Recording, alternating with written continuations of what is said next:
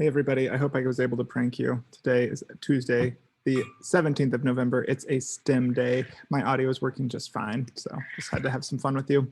We have some winners that were randomly selected from our poetry contest last week. These were selected by some K-State professors who teach poetry. They were very impressed with all of your work. I'm not going to have a chance to read all of these, but if you want to pause your screen and share any of those, we'd love to have you do that. There's some Corona acrostics, some great advice for lemons. Had a great seasons poem by Clara. The bio poems from Mrs. Campbell's class were awesome. You'll see several winners of those. Hudson had an ode to his second grade teacher. We saw a lot of those, so great stuff on sharing that really good creative words on your teachers. Lenny had a bio poem. Piper had an awesome bio poem. Noah's was hopefully the president of Manhattan someday there. And then Ella's bio poem was great as well. There was another acrostic with the name and another one there with Allison and with Shram. And then some teachers got into it as well. Thanks for your work, Mrs. Mallon and Mrs. L. You were awesome to share those things. So congratulations on being winners for Poetry Week.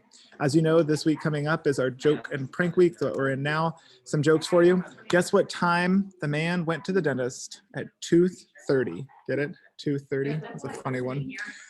Here's one. Why are piggy banks so wise? Because they are filled with common sense. And then one last one. Mountains aren't just funny, they're hilarious. Get it? Hilarious. Thought that was great. A few prank ideas for you. If you ever have an abundance of cups and some water, you can fill up your entire hallway.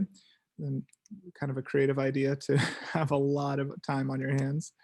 You can put a plastic film, some plastic over the top of a shampoo bottle, and then put the lid back on so nothing comes out when they try to open that.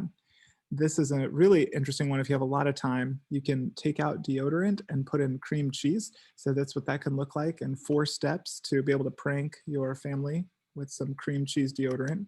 And then you can also try to replace the sugar and the salt. So that's another idea for you. So hopefully you're getting some of those that you'll be able to post soon.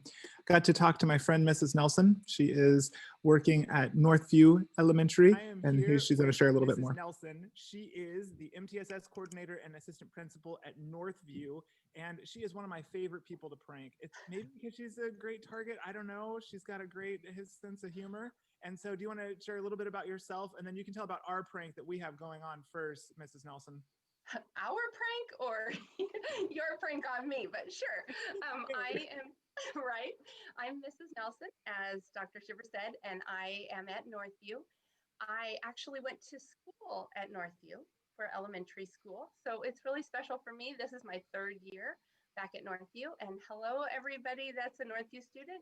We miss seeing your faces, but also hello, everybody else. We're so glad that you're in the remote session with Lucas. I'm sure you have a good time with him too, and all of your teachers. And he is the biggest prankster. So every so often, I will find little strands of these little clips all over my office. These are little links. And the most recent time, I don't know who Lucas got to help him, who Dr. Shivers had helping him, but he wasn't in the building, and I came back to my office to find these little links everywhere, and I was finding them for days. And actually at the beginning of this school year, I found one that he had hidden in my office last school year, and I just hadn't moved the item yet, and it fell out. I found some at home because a couple fell out of my pocket of my jacket when I got home. So it just makes me laugh. It brings me a lot of joy when I find these little links everywhere because it's a lot of fun. And I'm usually the victim of the pranks. Maybe I just trust people too much, Dr. Shivers. I don't know, but you're so trusting. You're such a pure spirit, and I love that about you. So is your family pulled any pranks, Mrs. Nelson? I'd love to hear about some of those. One that I'm going to share before you do your story is my dad is where I kind of got my prankster ability from. When he was a little boy, he would go into the hardware store and he would set all of the mouse traps. And then he'd go and ask the guys who would sell them to go help him find some. And so they'd snap their fingers in the mouse trap in the hardware store. Ouch. I'm sure they thought that was pretty funny though. My dad used to play a prank on my grandma. She had a little candle that looked like Jack and Jill going up the hill to fetch a pail of water. And it was at a well of water with a little Jack and Jill next to it. And there was a lid on top where you could take the lid off to light the candle. And my dad would always turn that lid over whenever we went to visit my grandma. And so she would find that, she'd always have to check. It would always just make her so irritated that he was messing with her candle. But that was one thing my dad would do. He was a good jokester. So awesome. Yep. So good you laugh. mentioned all the joy that these things provide. We just love the spark of life and the thrill and all of that. Have there been any school or kind of student pranks or anything that you've done with teams that you've worked with as we kind of wrap up our time? What good pranks have you pulled to your friends? So one school prank that I pulled, I had a teaching partner and we were both teaching 6th grade at the time. And when she turned 30, I brought 30 fish in little bowls and little cups and put them all over her room. That's awesome. To be able to- That's great. Easter, we filled Easter eggs full of crickets and we unleashed like a whole bunch of Easter egg crickets in her room. Okay, A lot of fun in the school building. So what are some stories from you, Mrs. Nelson?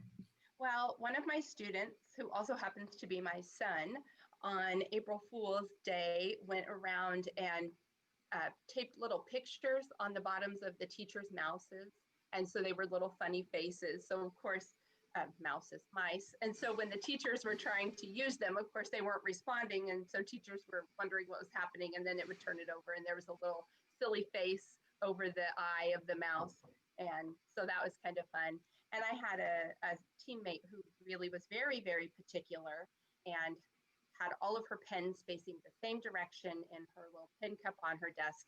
And so I would just sneak in and turn one pen over in the pen cup just to see if it would throw her off. It always did. She always noticed right away, but that was a fun one. She knew I was just thinking of her in the moment. So Good stuff. So those little things, little harmless ways to share some joy and the thrill of life. So great. Yes. Any other final words of advice for us, Mrs. Nelson? Thanks so much for joining us for morning announcements. We're delighted to have you.